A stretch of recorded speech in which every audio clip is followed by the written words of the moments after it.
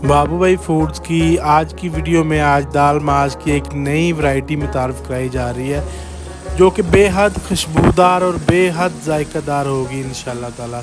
तो वीडियो को शुरू करने से पहले जो लोग नए हैं मेरे चैनल पे उनसे रिक्वेस्ट है कि आप मेरे चैनल को सब्सक्राइब कर लें और बेल आइकन को ज़रूर प्रेस कर दें ताकि हर नई आने वाली वीडियो का नोटिफिकेशन आप तक बर वक्त पहुँच सके। तो चलें रेसिपी को स्टार्ट करते हैं।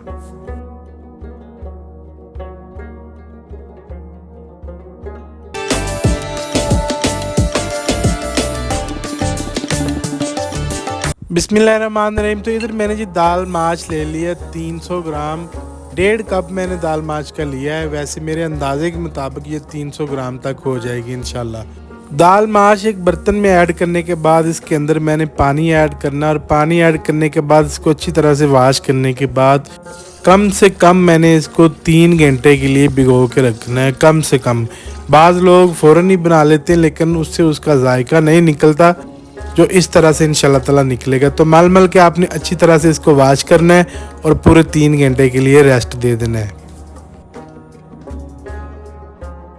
अच्छा जी, इधर माशाल्लाह दाल माश को भिगोए हुए कम से कम भी 4 घंटे से ऊपर का टाइम हो चुका है। तो ये देखें माशाल्लाह पहले की निस्बत ज़्यादा हो गई है, मतलब कि ये फूल चुकी है। और आपने क्या करना है कि जब भिगोने का टाइम पूरा आ जाए तो फिर दोबारा से आपने 3 से 4 मरतबा इनका पानी निकालना है और साफ़ सुथरी कर लेनी है। दाल माश को मैंने बॉयल करने के लिए इधर 2 से 2.5 लीटर के करीब पानी डाल दिया है। तो इसके अंदर मैंने 1 टेबलस्पून साल्ट दानेदार नमक का इस्तेमाल करना है। पानी हमेशा अगर आप चावल बॉयल कर रहे हैं या कोई भी चीज़ आप बॉयल कर रहे हैं तो उसके अंदर पानी की मकदार जो आपकी चीज़ है उसकी 4 से 5 गुना ज़्यादा मकदार में डालना चाहिए आपको, फिर बहुत अच्छी क्वालिटी की तैयार होती है माशाल्लाह। तो पानी माशाल्लाह बिल्कुल तैयार है, दाल को उबालने के लिए बिल्कुल रेडी हो गया, मतलब कि उबलना स्टार्ट हो गया था।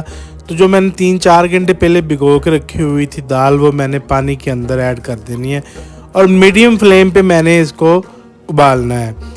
तो दाल को उबालने का जो टाइम है वो कम से कम भी इसको 25 मिनट लग जाएंगे, उससे पहले इसको नहीं उतारना। आपने चेक कर लेना है, जितनी ज़्यादा ये फुल गली हुई होगी उतना ही ज़्यादा मज़ा आएगा। तो 5 मिनट ही गुजरे हैं तो इसके ऊपर जाग आ चुकी है, लेकिन आनी नहीं चाहिए थी क्योंकि मैंने जितनी अच्छी तरह से इसको मल के धोया था इतना तो कोई आम बंदा नहाता भी नहीं होगा मल के। लेकिन खैर कोई मसला नहीं, इसको उतार के आप साइड पे कर दें।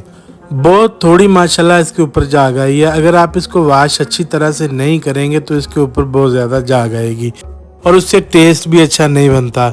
इसलिए कोशिश करें कि आप 7 से 8 दफ़ा भिगोने के बाद 7 से 8 दफ़ा इसके ऊपर से पानी गुजार लें, मतलब कि इसको अच्छी तरह से आप क्लीन कर लें। तो माशाल्लाह इधर दाल हमारी उबल चुकी है, मतलब कि डन हो गई है। पूरे 30 मिनट हो गए हैं इसको उबलते हुए, तो ये चेक करें बिल्कुल गल चुकी है। जितनी ज़्यादा ये टेंडर होगी उतना ही ज़्यादा इस रेसिपी का मज़ा आता है। अगर थोड़ी सी भी कच्ची रह जाए तो इस रेसिपी का मज़ा नहीं आता। तो अब हमने इसको सिंपल छान लेना है, पानी वेस्ट कर देना है। दाल को उबालने के बाद इसके अंदर अब मैंने 1.5 कप ऑयल डालना है। ऑयल ले लें या फिर घी ले लें, इसका कोई भी इशू नहीं होता। जो चीज़ आपके पास अवेलेबल है वो डाल लें, लेकिन याद रहे कि इस रेसिपी में घी या ऑयल जो भी डालना है उसकी मकदार बहुत ज़्यादा जाती है, कम मकदार में इसके अंदर ऑयल नहीं डालना। तो ऑयल डालने के बाद इसके अंदर मैंने 2 टेबलस्पून जिंजर गार्लिक पेस्ट यानी कि अदरक और लहसुन का पेस्ट डालना है। याद रहे कि 2 टेबलस्पून से ऊपर बेशक हो जाए, उससे कम नहीं होना चाहिए।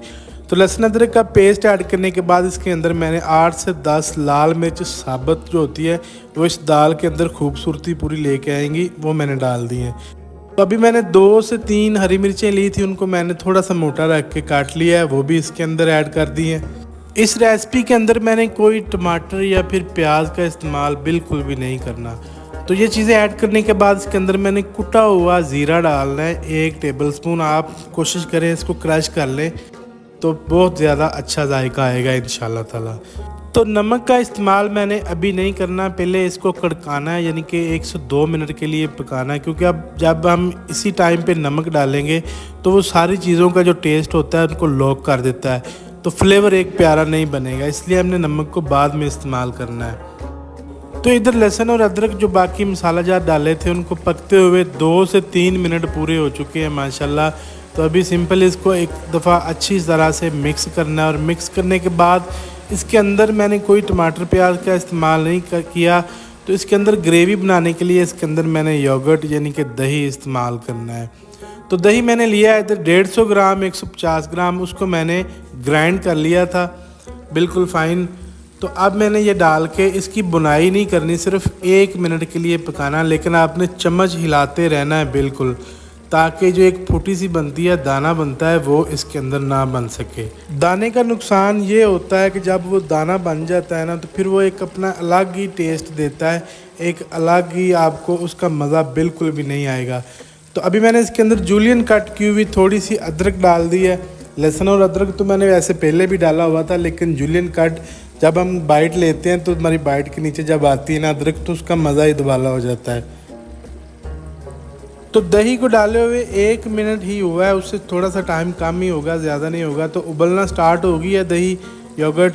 तो अभी हमने इसके अंदर जो बॉयल करके रखी हुई थी दाल माश वो ऐड कर देनी है। दाल माश को बॉयल करने के बाद बस मैंने उसको छाना था, उसके ऊपर से मैंने कोई भी ठंडा पानी मैंने नहीं गुजारा था, सिर्फ सिंपल उसका पानी हमने निकालना था। तो दाल माश को डालने के बाद अब इसकी बुनाई करनी है हमने पूरे 10 मिनट, बिल्कुल ड्राई कर लेना है। तो दाल की बुनाई करने से पहले एक दफ़ा इसको अच्छी तरह से मिक्स करने के बाद इसके अंदर मैंने अब इस टाइम पे आके नमक डालना है।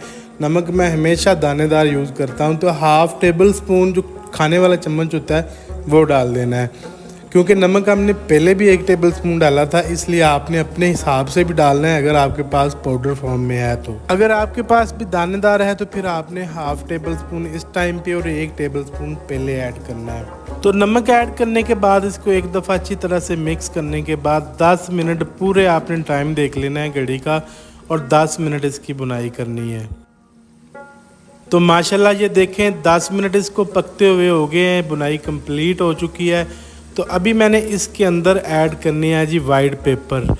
ये ऐसी शानदार चीज़ है कि मैं आपको इसका कुछ नहीं बता सकता। यकीन माने जिन लोगों को इसके बारे में इल्म है उनको वीडियो देखते हुए ही इसकी खुशबू आना स्टार्ट हो जाएगी। ये इतनी कमाल की चीज़ है माशाल्लाह। तो वाइट पेपर 1 टेबल स्पून मैंने पूरा भर के ऐड करना है। इससे इंशाल्लाह ताला एक नेक्स्ट लेवल इसकी खुशबू भी हो जाएगी और जायका भी बड़ा प्यारा हो जाएगा। तो अब मैंने इसके अंदर वाइट पेपर ऐड करने के बाद 1/2 कप क्रीम इस्तेमाल करनी है। क्रीम मैं यूज़ कर रहा हूँ जो टेट्रा पैक डब्बे वाली होती है वही मैं यूज़ कर रहा हूँ। 1/2 कप या फिर 1/2 पैकेट आपने इसके अंदर क्रीम का ऐड कर देना है।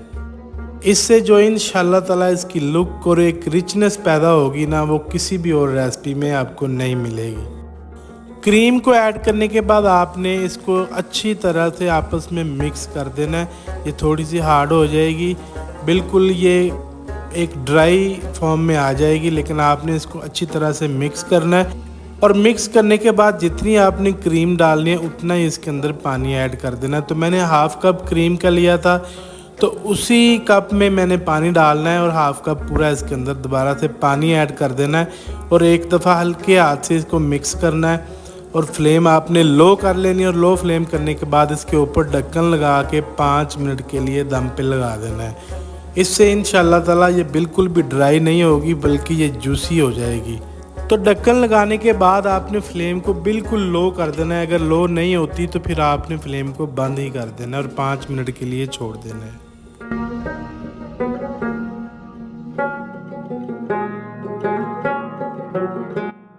तो 5 मिनट इसको पूरे हो गए हैं। अभी ढक्कन उठाते हैं तो देखें अल्हम्दुलिल्लाह रेसिपी हमारी कंप्लीट हो चुकी है। बहुत ही प्यारी, बहुत ही खुशबूदार, खुशबू का आपको तो पता नहीं चलेगा, लेकिन यकीन माने इसके अंदर से बड़ी ही प्यारी खुशबू आ रही है और ज़्यादातर वाइट पेपर की खुशबू आ रही है। तो लुक चेक करें अल्हम्दुलिल्लाह। तो अभी हमने इसको डिश आउट कर देना है। रेसिपी हमारी कंप्लीट हो चुकी है। बिस्मिल्लाहिर्रहमानिर्रहीम। तो ये देखें कितनी प्यारी दाल माश तैयार हो चुकी है। तो उम्मीद करता हूँ कि मेरी आज की रेसिपी आपको बहुत ज़्यादा पसंद आएगी। अगर ये मेरी रेसिपी आपको पसंद आए तो आपने सबसे पहले मेरे लिए दुआ ज़रूर करनी है और फिर मेरे चैनल को आपने सब्सक्राइब करना है लाइक करना और इसको ज़्यादा से ज़्यादा आपने शेयर करना है। तो मिलेंगे इंशाल्लाह ताला नेक्स्ट वीडियो में कोई नई रेसिपी के साथ। अगर आप भी अपनी पसंद की कोई रेसिपी बनवाना चाहते हैं तो प्लीज़ कमेंट कर दिया करें, मैं इंशाल्लाह ताला आपकी पसंद की रेसिपी भी रेडी कर दूंगा। अपना और अपने प्यारों का बहुत सारा ख्याल रखिएगा। मुझे दे इजाज़त। अल्लाह निगहबान।